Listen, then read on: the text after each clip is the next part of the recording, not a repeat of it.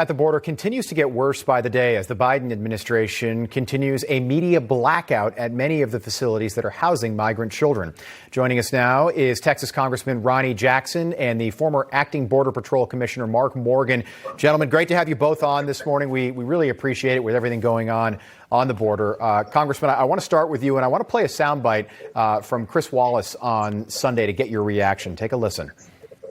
You allowed a camera crew in to see the HHS facilities. What we're talking about here are the Border Patrol facilities, the detention cells, there is a law that let me just finish, that they are not allowed to be there for more than 72 hours. Many of them are there for 10 days. At this point, in terms of allowing access to Border Patrol facilities for reporters, you are being less transparent than the Trump administration. It surprised me. I was surprised by the question itself. But, Congressman, I know you're going to the border again tomorrow. Are you surprised by how poorly the Biden administration is handling this? This has been going on now for more than 6 weeks. President Trump had illegal crossings when he left office at a 45-year low, and that's not that long ago. Well, Rob, I'm surprised that they've got themselves into this to start with. I mean, this whole process is really, it's Biden just trying to undo every single thing that Trump did with no regard for the consequences of the American people. I mean, this is not only a healthcare crisis, it's going to be an economic crisis, a national security crisis for our country. But they don't want us in there because they don't want the cameras in there because they don't want the American people to see the horrible conditions that are in there, especially in the setting of us being in a pandemic where we've been practicing social distancing and mask wearing and all these things that we've done to keep our country safe, get our families back to work and back to school. And now we're going to go in there and we're going to see these horrible conditions in there. So it's unbelievable how they just completely, preach transparency, but then they take this approach to the press, seeing what's going on down there. So it doesn't really surprise me, but it worries me. It depends which analysis you read, but the positivity rate there is now at least at 10%, right around 10%. But some estimates have it a lot higher than that. Mark, I want to play you Jen Psaki's response to that question, to be fair, and then we'll get some reaction. Take a listen. The Trump administration was turning away kids at the border, sending them back on the treacherous journey, or they were ripping kids from the arms of their parents. We're not doing that. We are committed to allowing cameras into the Border Patrol facilities. Absolutely. I will also say we're committed to solutions. That's why I noted that we opened 3 facilities that have almost 7,000 beds to allow for processing these kids more quickly out of the Border Patrol facilities. Mark, you used to run the Border Patrol. There's nobody that knows more about this than you. This whole ripping kids from their parents is lovely imagery, but it was never really reality, was it?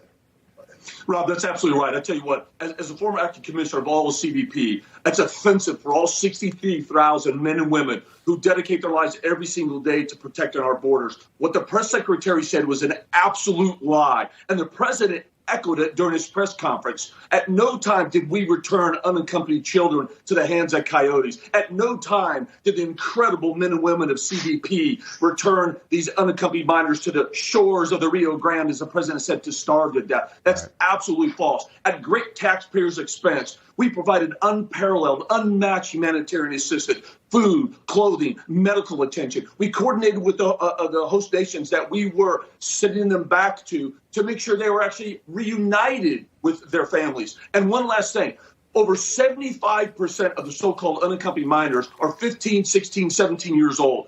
Nobody's being ripped from their parents' arms. These are working age, military age in some countries. They are making the choice themselves to come here to get a job, and they know that it's going to work because this president has opened the borders. Congressman Jackson, your friend, Texas Senator Ted Cruz, was just down there over the weekend. It was everywhere. He brought almost 20 other Republican senators with him. I should say he invited Democrats. Nobody took him up on the offer, but he was basically there doing what I should be doing, what our NewsMax correspondent Logan Raddick is trying to do right there at the border, and that's give the American people an idea of what's going on. But the Biden administration still has a media blackout at all of these facilities. What is he hiding inside these facilities?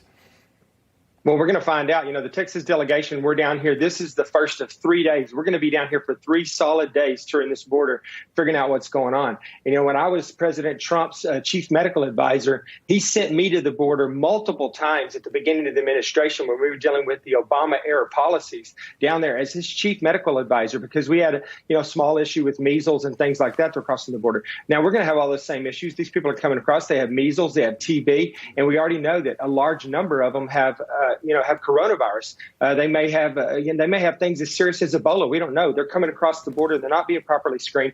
But I asked the question earlier, where's Dr. Fauci? Dr. Fauci is President Trump's chief medical advisor right now. He should be down here on the border looking at this issue and addressing the health care issues on the border. But he's not. No one from the Biden administration, for the most part, is down here. The president's not even down here. So they, at this point, don't show that they even care what's going on the border right now. And that's a real concern. We have a great soundbite from Dr. Fauci from a week ago, but I'm going to play that for you in a minute because I do want to get your reaction. But a quick question for Mark, and then we'll go back to the good doctor. But Mark, in all your years of service and working down at the border, is this the worst you've ever seen it? And is it going to continue to get worse?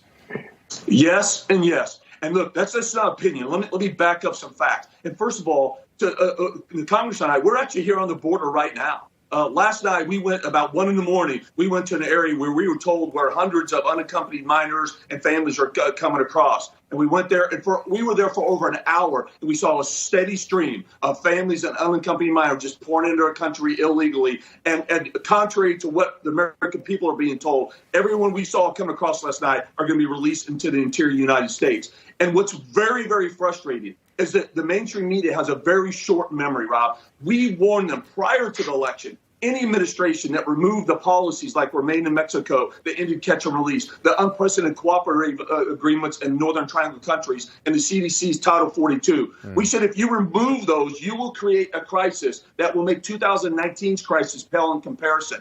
After the election, the Biden transition team, we provided exhaustive briefings, and we warned them again and again. If you did what they have done, we told them the border control facilities would be overwhelmed, HHS would be overwhelmed, and the numbers would skyrocket.